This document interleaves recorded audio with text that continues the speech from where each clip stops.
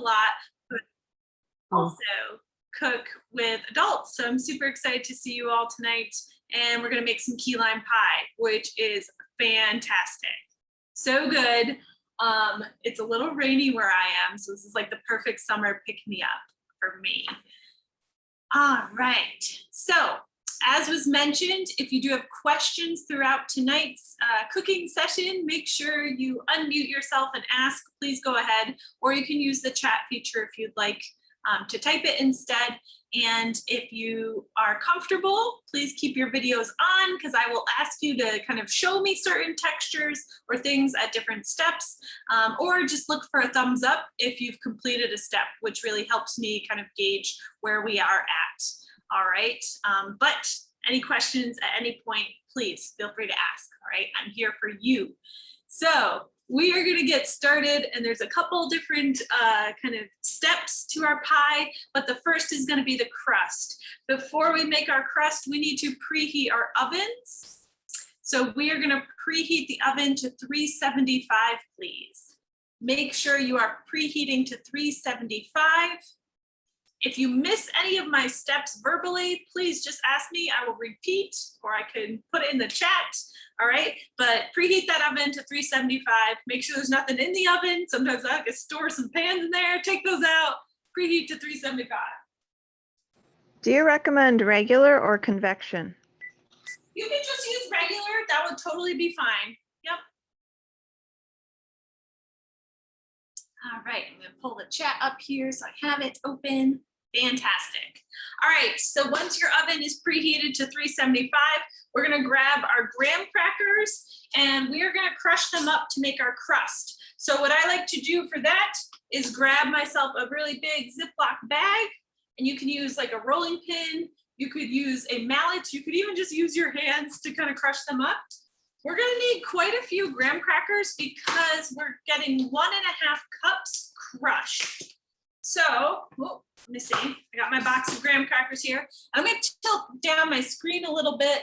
My head might be a little cut off, but it's more important you see what my hands are doing, right? So I've got my large Ziploc bag. I'm gonna open that up and I'm gonna start getting my graham crackers out. You're gonna definitely need more than one sleeve, I think, but we can kind of crush up a few, see where we're at, and always crush more. And if you have some extra graham cracker crumbles, well, you might just have to make another pie, right? No harm in that. All right. So I'm gonna do like 1.5 sleeves of graham crackers, and I'm gonna see if that gets me to my 1.5 cups of crunched up graham crackers.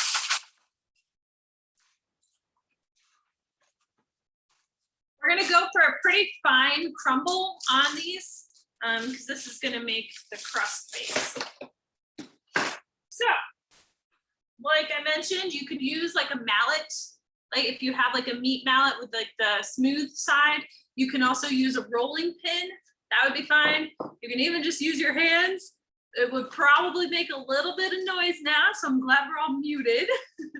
I'm gonna mute myself for a second while I crush some of these graham crackers, but unmute if you've got questions, let me know.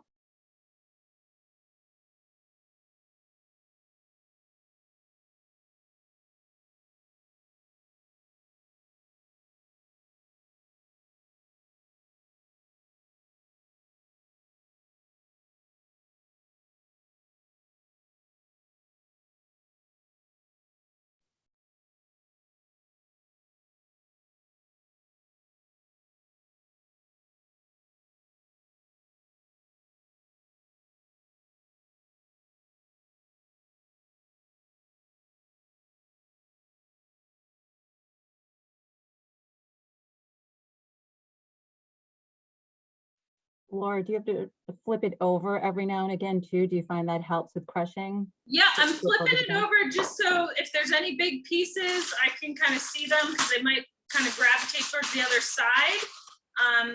And this is where I might actually go grab my rolling pin because it can be a little bit easier. But any way you want to crush them is good by me. You could even use like a food processor, honestly. I'm showing you like the easy way with just like less tools, but a food processor would work too.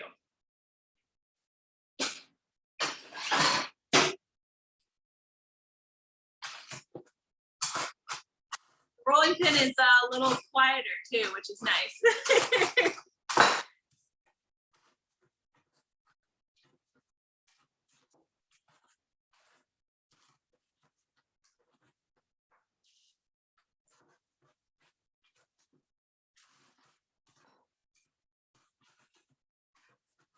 Crushing process is probably going to be one of the things that takes us the longest. So bear with me as we keep on crushing. They make it, but they really should like sell just crushed graham crackers. That would be a nifty thing to buy. This is way better than the store, the store graham cracker pie crust, I bet. This is going to be so delicious. So it is worth it. It is worth the little elbow grease. I'm just rotating the bag every once in a while just to get some of the bigger chunks.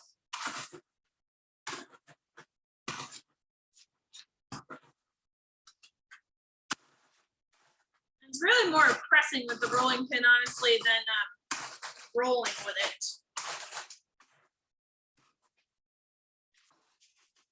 All right, so I have some really nice fine kind of graham cracker crumbles, but then I'll see these bigger chunks up here at the top, right?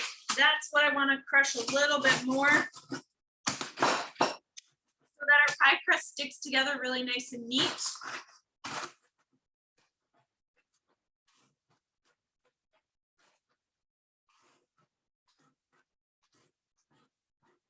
Now, if you didn't have graham crackers, you could also substitute another kind of like cookie like this, vanilla wafers, for instance. You could make a crust with those.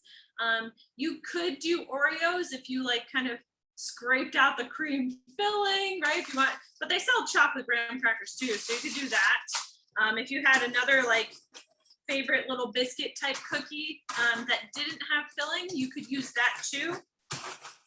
There's options, but the graham cracker crust is pretty classic with our key lime pie. I'm always looking to experiment, try different things, right? Okay, so that's looking good. I'm going to show you what I'm working with. So I've got these pretty fine. There's a couple little pieces that are bigger, but not too bad. All right, nice fine crust. And I'm going to measure this. We need 1.5 cups. And I'm going to use a dry measure. So I'm going to use like a 1.5 cup, or you can just do 3 of your half cups, right? And I'm going to put it into a bowl. So taking my graham crackers, and I'm going to measure first the 1/2 cup, throw it in there, and then I need 1 cup.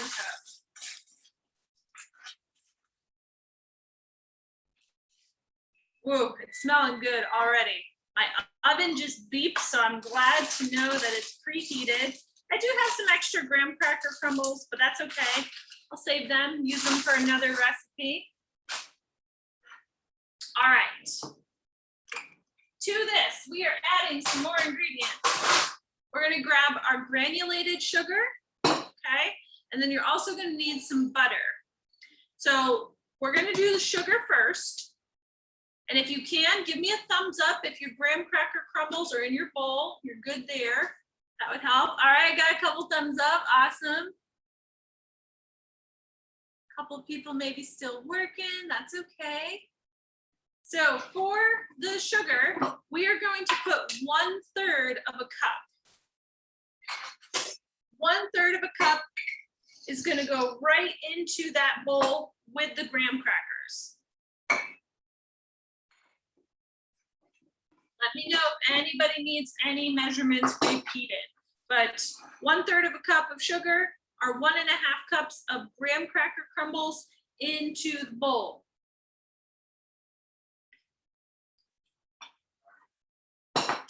What you'll do for the next step is you're going to need a microwave safe dish. I'm just going to use like my glass Pyrex, okay?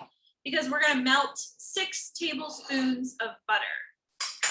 So I've got my stick of butter which is already starting to melt out here. It's really warm today, but we are going to melt it completely in the microwave. So I'm going to grab 6 tablespoons. All right, 1, 2, 3, 4, 5, 6. 6 tablespoons of butter is going into my microwave safe dish.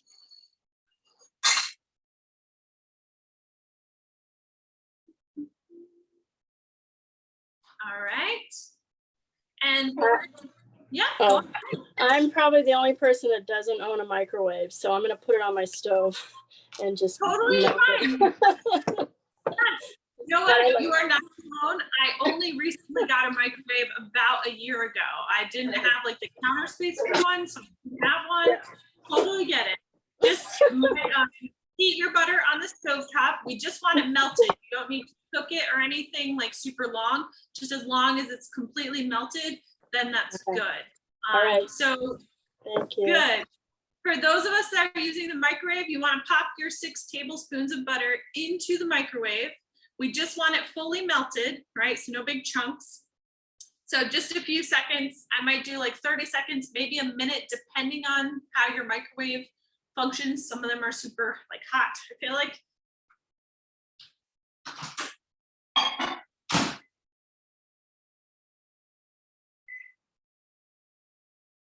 All right, microwaving my butter. And you're gonna want a nice big spoon too for mixing our graham crackers and sugar, and we're gonna add in our melted butter. If you're waiting for that microwave or you're waiting for your butter to melt on the stovetop, you can grab your pie plates. Okay, we're just using a standard size pie plate, which I think are 8.5 by 9, maybe they're like 9.5 in diameter, maybe like 8. But just a standard one will work.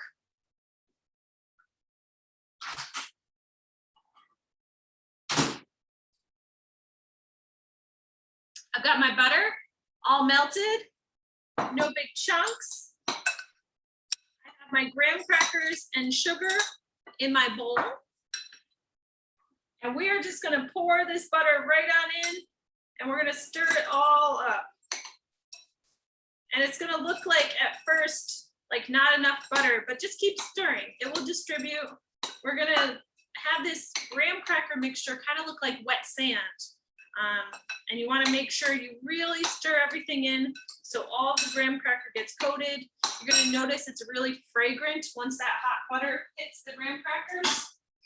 It's gonna smell delicious. You're gonna be tempted to like eat the bowl right now, but trust me, hang in there because it's better once you have the whole pie assembled. Laura, do you use unsalted or salted butter? Do you have a preference when you do stuff like this? I like to use unsalted whenever I'm baking because you can really control the salt that you add into a recipe. And you can always add salt in, you can't take it out. So I like to use unsalted. That's my preference pretty much across the board. But if you were using salted butter, that's okay. You would just need to maybe make some adjustments sometimes. In this recipe, we're not adding any salt. So you wouldn't have to worry too much about it, but I like to use unsalted. Thank you. Good question. All right, so your graham cracker mixture is all mixed together, right? Everything's coated in that delicious butter, and we're just gonna pop it right into the pie plate, and you're gonna press it around the edges. And it's gonna look at first like this is not gonna make a crust, like what are you talking about? But just gently press with our fingertips down. All right, we're gonna press it kind of evenly around and up onto the edges. And then when it bakes, it'll start to get really solid. And you wanna make sure you're pressing up to the sides, right? Getting it all the way up on the sides. Kind of being gentle here because the graham crackers are a little crumbly, but that gives you a really tender crust. So it's okay if it's like a little bit finicky, you gotta press. I have some kind of cracks on the bottom, but I'm just gonna keep pushing, spreading it out. You don't want your crust to be too thick, so it's better to try to press a little bit more, make it go all the way up on the edge. You'll notice if you have any big chunks that you forgot to crush, you can just crush those with your hands now. It's a pretty forgiving crust, so we don't have to worry too much.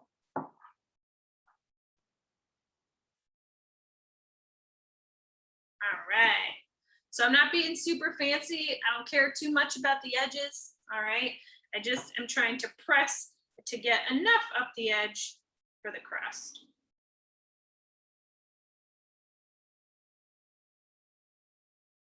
And at some point, you're just gonna have to tell yourself to stop fussing, because I know I would sit here and try to make it like picture perfect, but nobody cares. Just gotta taste good. I'm gonna wash my hands super fast and I'll be right back, and we're gonna throw this in the oven.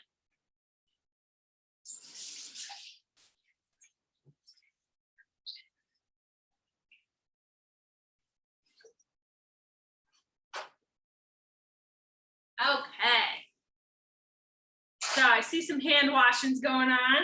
All right, awesome.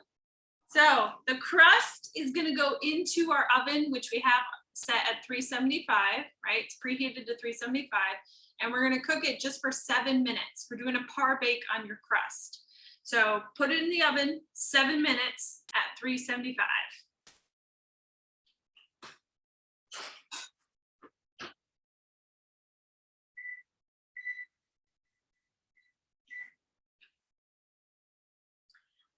I have mine in the center of my oven. Oh, you can almost see it.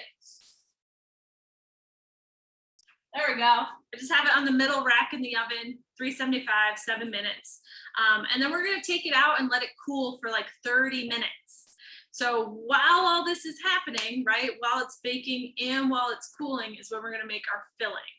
So let's talk about some of the ingredients we'll need. All right, we are going to, first and foremost, need our condensed milk, so sweetened condensed milk. For the pie, you're gonna need 28 ounces. So this little can here, it's actually 14, so you'll probably need 2 of them if you have the small cans, but check the ounces, just make sure. So this is sweetened condensed milk. We are also going to need some light sour cream, or you can do like the full fat sour cream if you want. I like the light in this.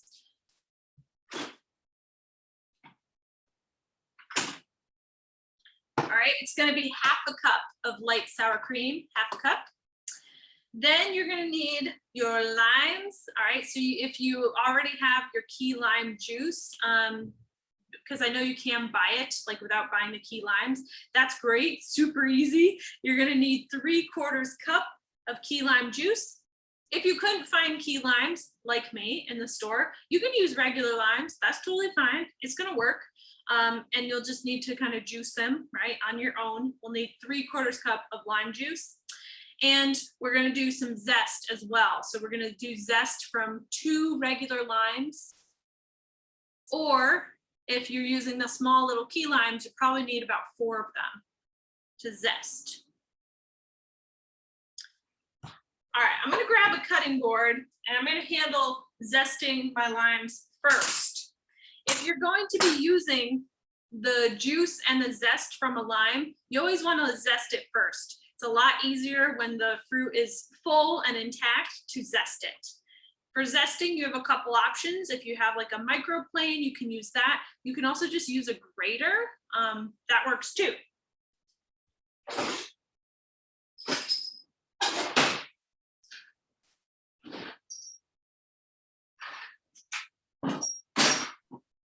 Laura, where would people find key limes? Is there a special store to, where would one go?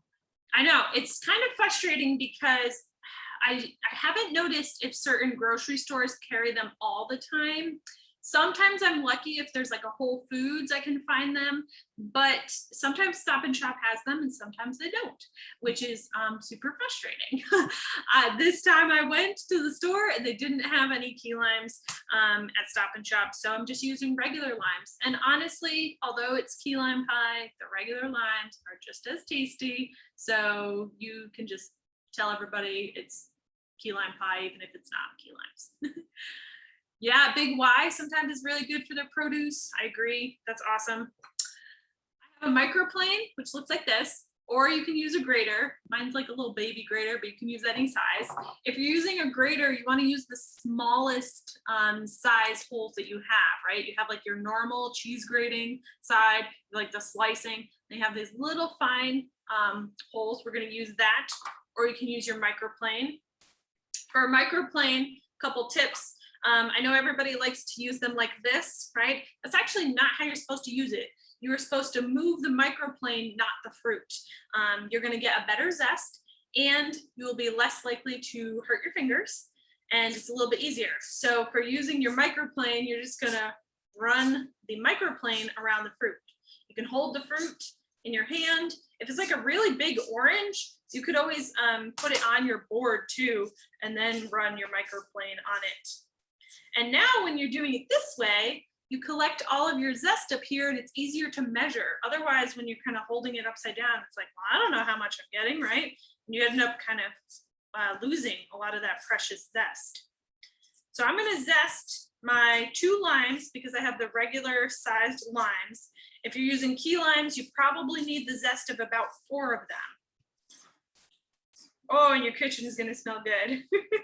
You've got like some graham cracker crust going in the oven. You've got this really fresh zest. So nice.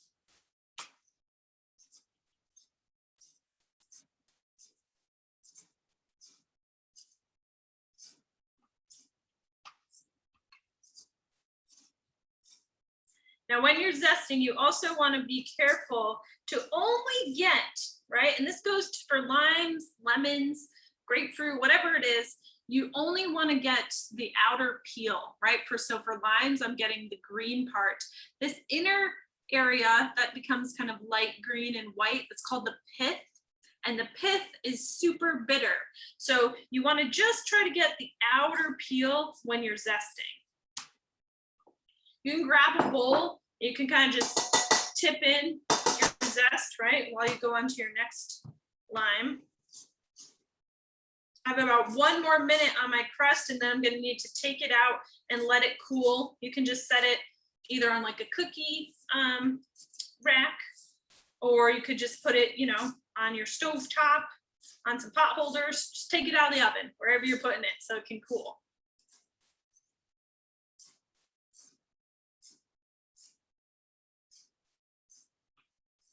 I'm gonna keep zesting until I hear my timer go off, and then I'm gonna take my pie crust out of the oven.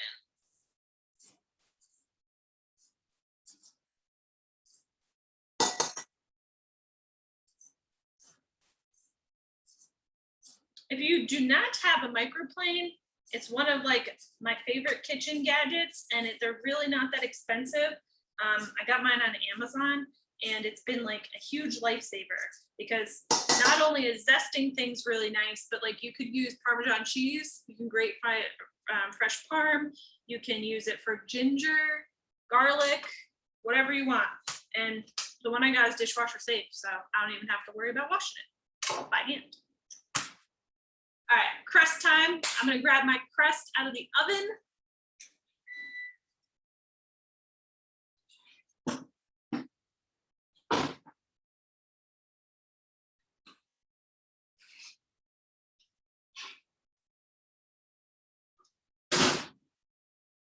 All right, so your crust should look a little darker. We're getting a little bit golden brown on the edges, and it should smell really fragrant. All right, and now we can just let this cool. We're gonna let it cool for about 30 minutes.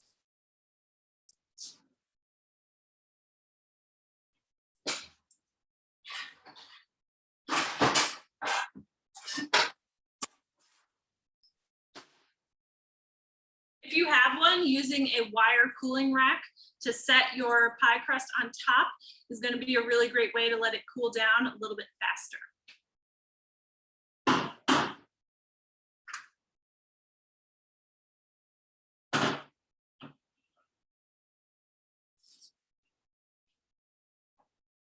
All right. So thumbs up if you're done zesting your limes. If you're still working on it, let me know. Okay, got a couple thumbs up.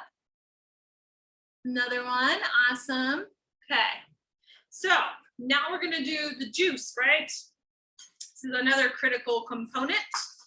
So we are gonna juice our limes and we're looking for 3/4 cup. Now, you could juice into kind of a smaller cup if you want. I'm gonna do a larger one because I feel like it's easier to have this wide surface area to get all of my lime juice in instead of putting it all on my counter. So I have my really big measuring cup. Really great way to make sure you're getting all of the juice out of your limes is to give it a little roll with like the palm of your hand on the board. This works for any citrus to kind of get all of the juice out.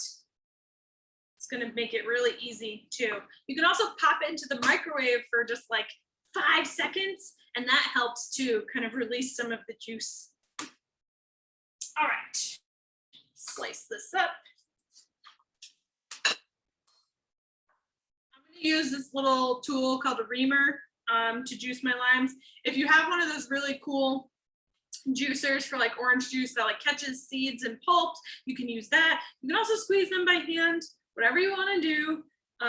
That totally works. And remember, we need about 3/4 cup of our juice.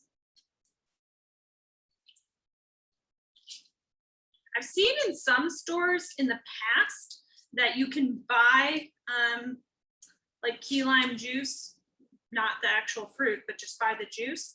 And it works okay. There's nothing kind of wrong about like using that. I think that the flavor is sometimes a little bit different, not quite as fresh. So if you can squeeze your own limes, I would recommend that. It's worth it. It's worth it. All right, so I have almost half a cup. I got some juicy limes here.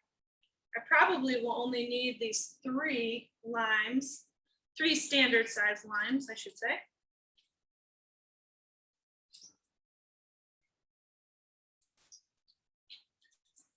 And now we see why we zest them first, right? If you tried to take this like squeezed lime and zest it, it'd be so difficult.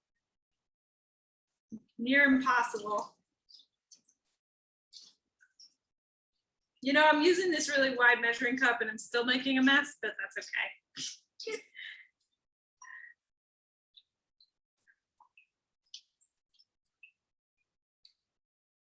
If you wanted to play around with the flavor of your pie and you didn't want just a classic key lime, you could also substitute, like do half key lime juice and like half blood orange or other citrus if you want. Just it'd be, you know, a little different. If you use like an orange, it'll be a little bit sweeter, but could be super fun to kind of mix things up.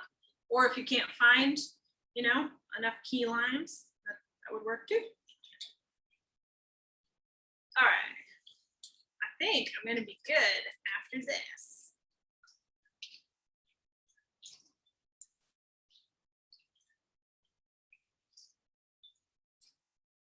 I'm getting the pulp in mine and I don't mind, I like pulp. You could strain it if you really want to, but I think the pulp's kind of nice for adding some more flavor. All right, so we gotta do a little cleanup here, move some dishes so we have some space.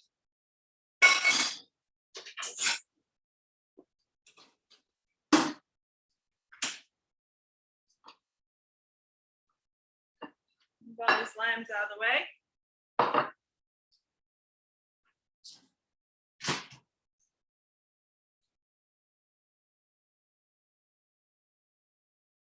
All right. Ooh, let's also get our sour cream. We're gonna need 3/4 cup. Half a cup. 3/4 cup of your key lime juice, half a cup of sour cream, which I'm actually gonna use this measure. There we go. Make sure you have your can opener handy for your sweetened condensed milk. I'm gonna measure out my half a cup of light sour cream first.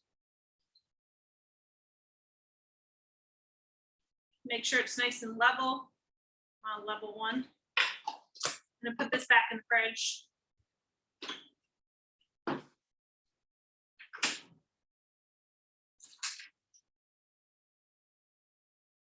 All right, you can just drop your sour cream into your bowl with your lime zest. Okay. And you can put your lime juice in there too. Drop it all in.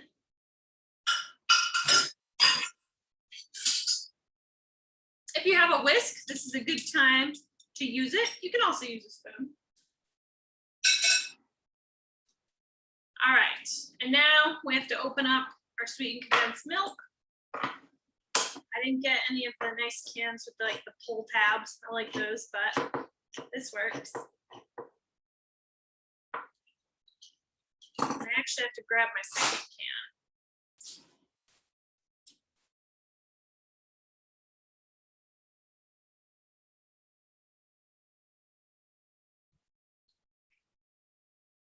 All right, sorry about that. I forgot my second can. All right, I'm gonna grab a spoon so I can scrape out all of that lovely sweetened condensed milk.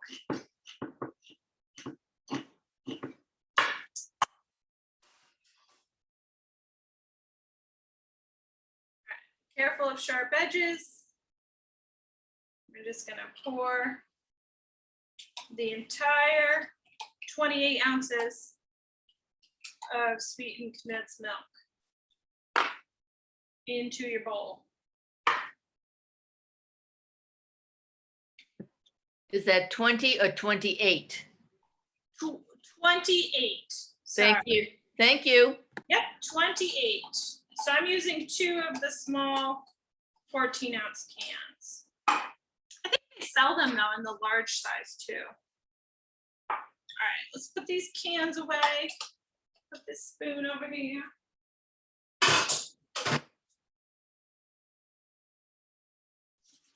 We're just gonna whisk this up. Be very gentle at first because you don't want your lime juice to kind of spill everywhere. It's gonna smell amazing. It's gonna look good. That lime zest is gonna give you a lot of color too. Now, this is the time if you are like really attached to having that like bright green key lime pie, you might want to add a few drops of green food coloring.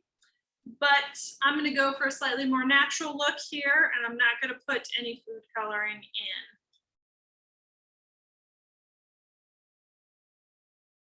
But don't you worry, still tastes wonderful. It's interesting though, sometimes like if it's not like, oh, it's not bright green, I don't taste the lime, you'll still taste it here.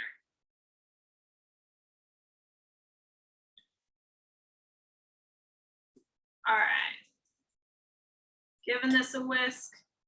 I just want everything to be combined, which it is now. It's looking good.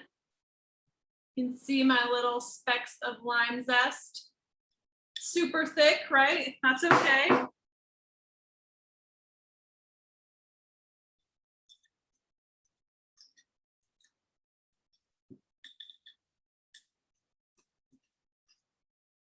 All right.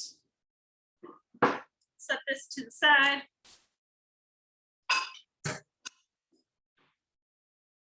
What you want to do now, if your filling is all mixed, we're going to grab whatever bowl that we want to make whipped cream in. Now, if you have a stand mixer with a whisk attachment, you want to use that bowl, sure.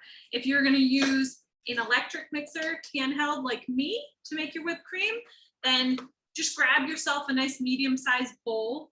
I sometimes, if I have the option to, I'm going to grab like a metal bowl because that will help your whipped cream stay really cold. And we're going to toss it in the fridge now. The colder your bowl is, the easier your whipped cream will whip. So you can do it with a room temperature bowl. It'll happen, it'll just take a little longer. So I'm going to grab myself a medium-sized bowl and I'll show you what I pick.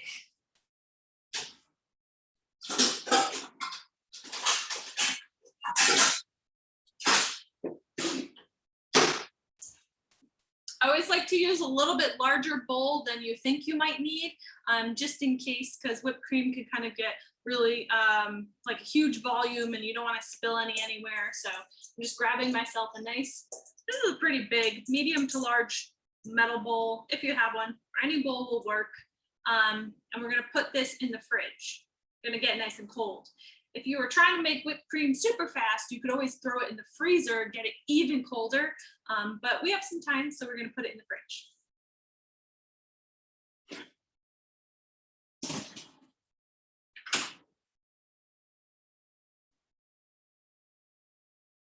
Okay. Now, we have our filling. We have our bowl in the fridge for whipped cream later. And we have our crust that's been out the oven for a few minutes here. We're probably about 10. But even if it's not quite 30, we can still fill it and we can still cook our pie. All right, we're gonna do that. So I'm bringing my pie crust over to you so I can show you. What we're gonna do is we're gonna pour this mixture right into our crust. I like to pour it right into the middle. And it'll do a pretty good job of leveling itself out, honestly. But you can also grab yourself a spoon or a spatula and kind of just make sure that the mixture is nice and level and spread out.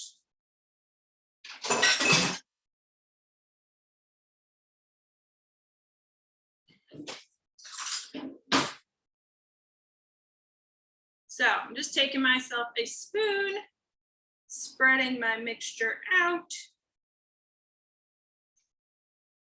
Nice and level, smelling heavenly.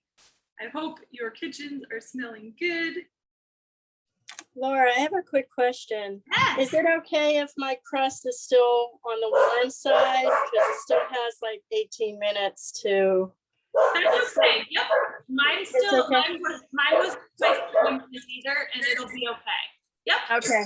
Thanks. Sorry, my dog's barking because it's thundering out. He's getting a little worried. That's I'll okay. put myself on mute again. No worries. No worries.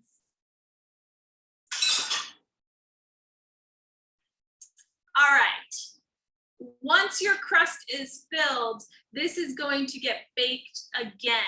Still at that 375, right? We didn't turn off our oven, still at 375. What we're going to do is bake it for 10 minutes. So 10 minutes at 375 once you have your filling in your crust.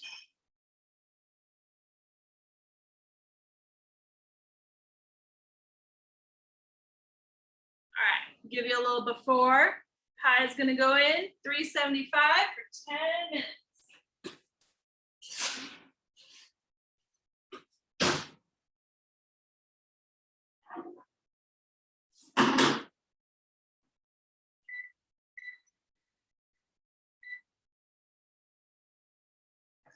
All right. Pie is in the oven for a second time. It's gonna bake for 10 minutes. And when it comes out, we are gonna let this pie cool.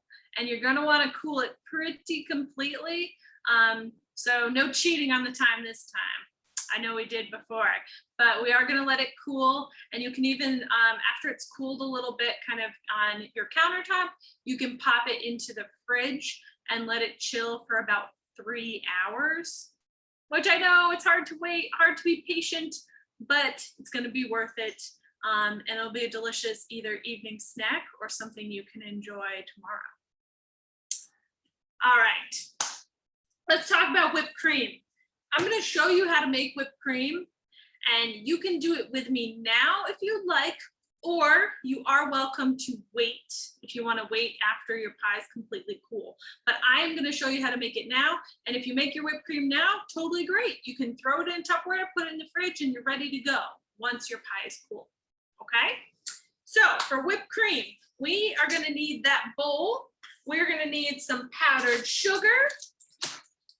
You could also use granulated sugar here. That'd be okay too. A little bit of vanilla, because I think this is perfect for whipped cream. You need some vanilla. And then of course, we're gonna need some heavy whipping cream, right? So let me get my bowl, let me get my heavy whipping cream, and I'm gonna make my whipped cream with you.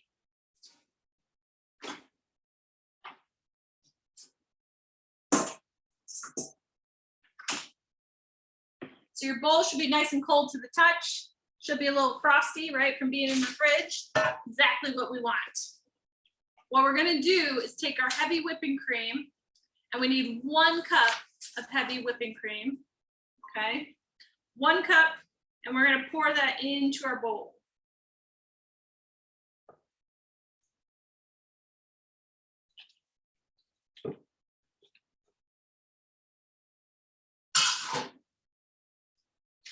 All right, now into that bowl with your whipping cream is gonna go your powdered sugar.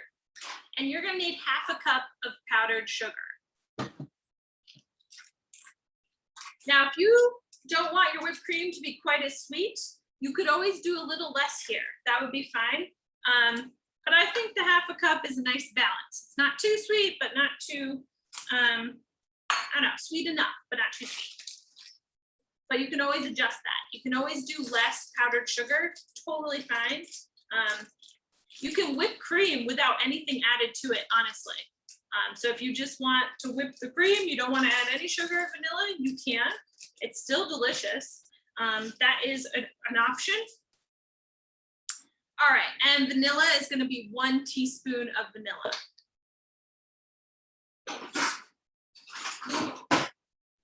One of the questions we got, someone got regular heavy cream. Can she still use that for whipping cream? Regular heavy cream, yeah. Typically, even if it doesn't say whipping, if it's heavy cream, then it should be fine. If it's something like 1/2 and 1/2, that will not whip. That's not going to work. But heavy cream will work. Yes. Okay. Good question. So I'm going to put 1 teaspoon of vanilla. I have my 1 cup of heavy whipping cream, and I have my 1/2 cup of powdered sugar in here. And the only thing left to do is to whisk. And could you do it by hand? Absolutely. Take a little bit longer, but you can. You'll get a little arm workout. Can you do it with your stand mixer? Yes, it would be even faster. Electric mixer? Yes, I can do that. I'm going to start at a really slow speed, all right, so I don't have any sudden splashes everywhere. So I'm just going to start on like level 1, whatever that is for you, like just the slowest speed possible. And you're just going to keep mixing around the bowl and going around the edges. And I will show you what I'm doing. It'll be a little bit hard to hear me, but I'm going to show you. And I'll also stop and take breaks and tell you what I'm looking for, okay?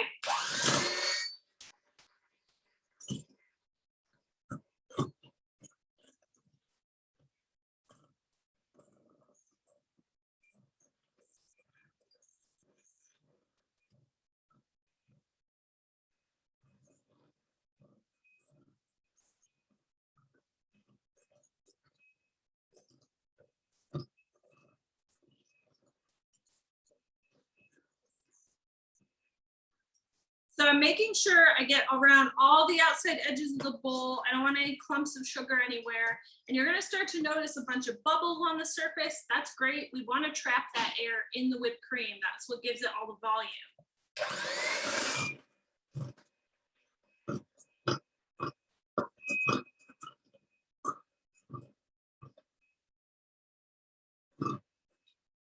Once you're sure all of your sugar has been combined, you can go up to a slightly higher speed if you'd like.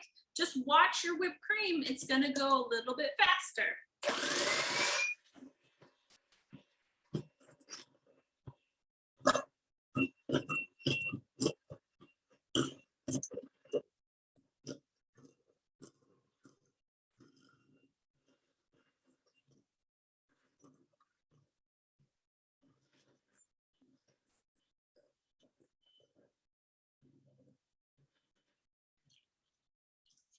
Something you want to watch for with whipped cream too, right? I see mine is still very liquidy.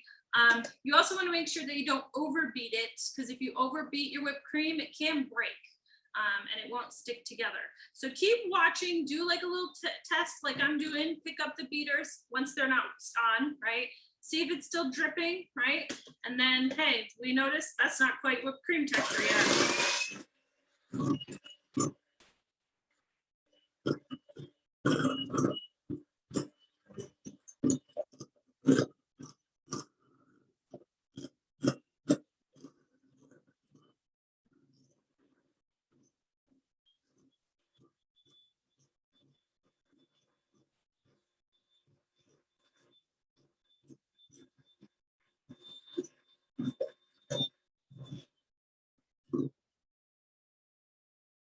So I notice it's getting thicker, taking a lot longer to drip off of my beaters, but not quite there yet.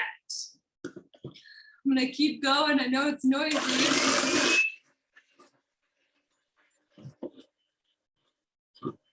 You know, it's funny, we don't hear it. Well, I don't hear it. I think What'd it's so high, it's so high speed, we don't hear it. So it's Oh. actually nice. Okay, good. Yeah.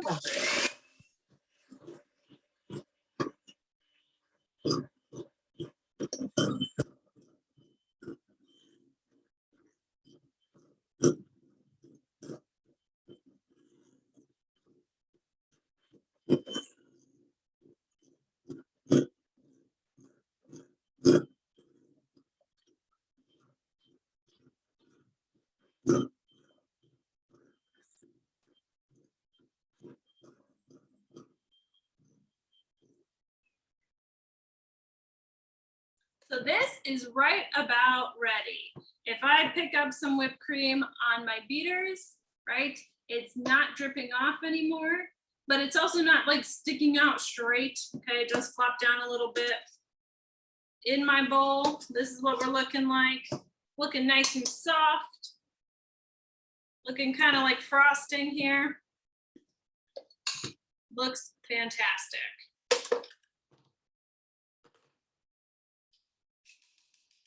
Just gonna tap these together, get all the whipped cream off. I don't want to waste any bit. Whipped cream's my favorite part.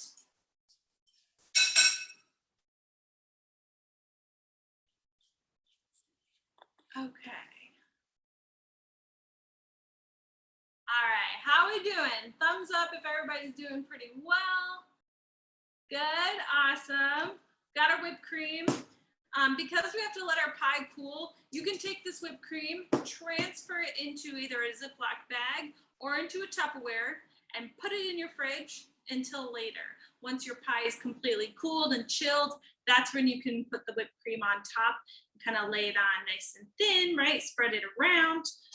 Or you could like pipe it if you want to and make a fun design. That's up to you.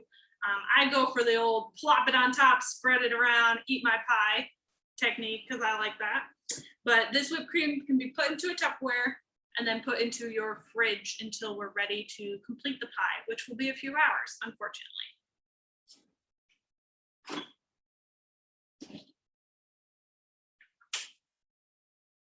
Four seconds. How's that for timing? The pie's about to come out of the oven.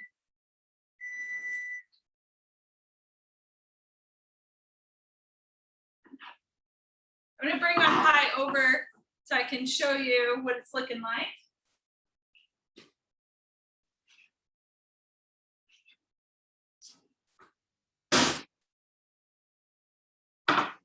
Okay.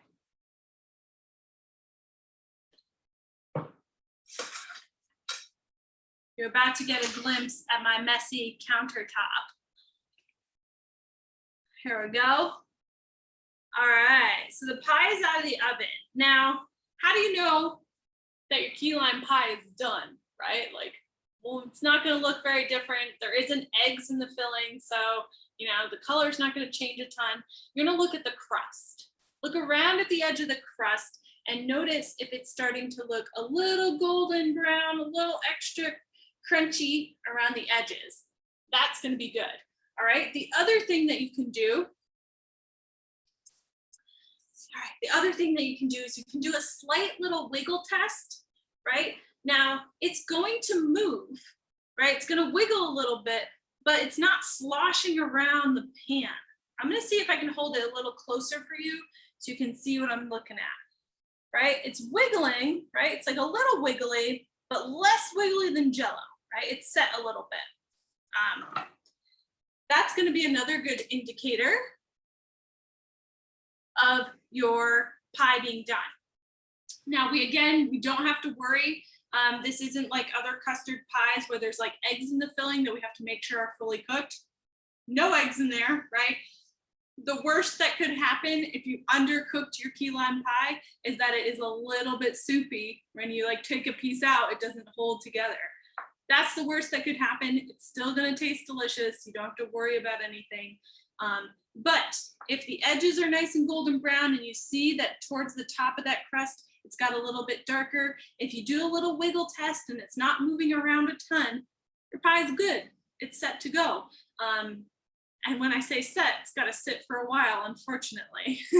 So we are going to let it cool, kind of like room temperature cool for just a tiny bit, maybe about 10 minutes. And then you can throw it into the fridge. Make sure that the bottom of your pie plate isn't too hot, right? We don't want to break anything in the fridge, of course. And in the fridge, you're going to let that cool in the fridge for about 3 hours. 3 hours, nice and cold. That's what key lime pie is, nice and cold pie, right? I'm gonna flip my screen up. Yeah, go ahead. I just lost power. That's Oh, why you no. can't see me. Big thunder and lightning bolt, so I'm in the dark, but I got my pie out of the oven. Okay, good. Woo.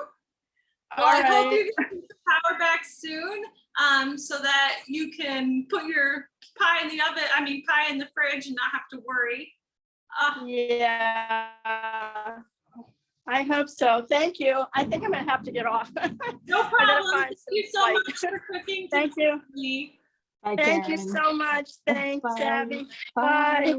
Bye. I think that's Oh, what happened. gosh.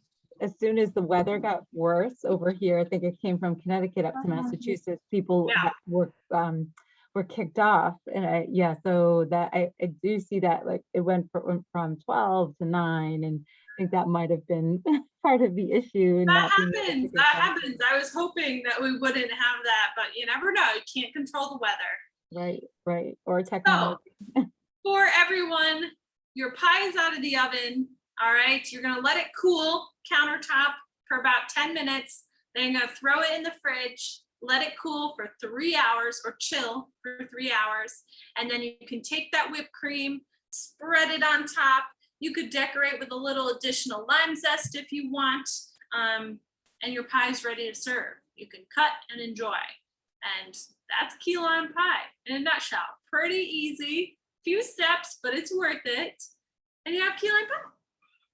Oh my goodness. Thank you, Laura. Did Oh, anyone I'm so happy. this is any questions for Laura? Yeah, please, if there's any questions or any clarifications for instructions, please go ahead and ask. I am hanging out here. Do you have a link to the recipe that you can put in the chat for easy access for doing again? Yes, I can.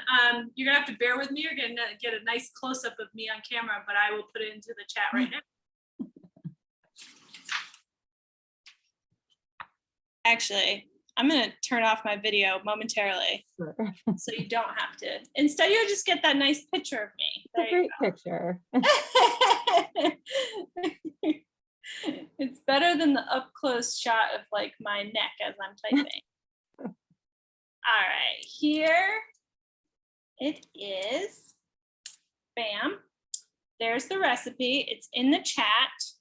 So if you're in the meeting and you would like that recipe, make sure you grab it now before the meeting ends. You can copy that link. That's the recipe I used. I don't think I made any changes to it. So if you follow that one, it'll be good. Any other questions for me? Anything else?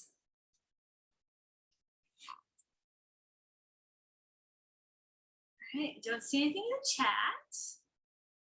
And we'll definitely send the recipe in a follow-up email just in case, like if anything happens, as well as the video, so that you can refer back to the video if any questions pop up too. So I'm trying to copy this as well. Okay, yep. And I'm sure, Abby, I'm sure you'd love pictures, right? If they take pictures. Yes, please send pictures. You can email them to me and I can share them with Laura and Food Explorers. And then we can get them up to Facebook once we get the pictures from all of you participants and how things look. Yeah, that'd be awesome. And if you're ever looking for other recipe ideas, other really fun, easy recipes, we do a lot of them, baking or not baking. You can look on either Facebook or we have Instagram too. And we also have a website where we post blog posts with recipes too. So tons of things. There's never a shortage of good food if you're looking for some other inspiration. Yeah, and before I close the meeting, I just want to add your website. It's foodexplorers.com. Is that? Yes. Yes, here it is. Okay, I'm just going to put it into the chat so you can take a look. Yeah. There we go. Awesome. And they do excellent programs. I have to say, I'm a big fan of Food Explorers, and I know you're geared towards working with kids, but you definitely help out the big kids among us. So this is great. I really appreciate all of your work tonight, Laura. I'd like especially on a rainy night. Thank goodness technology worked for So all of us. happy. Yes. Yes. Yeah. So It was my Yeah. pleasure. Absolutely. I would love to be back and cook again with you sometime. Let me know, because I always am down to cook. The only problem I ever have is who's going to eat all this food, but I'm happy to cook with you, and I hope you enjoyed the recipes. This has been, so fun. thank you. So I'm going to stop recording now and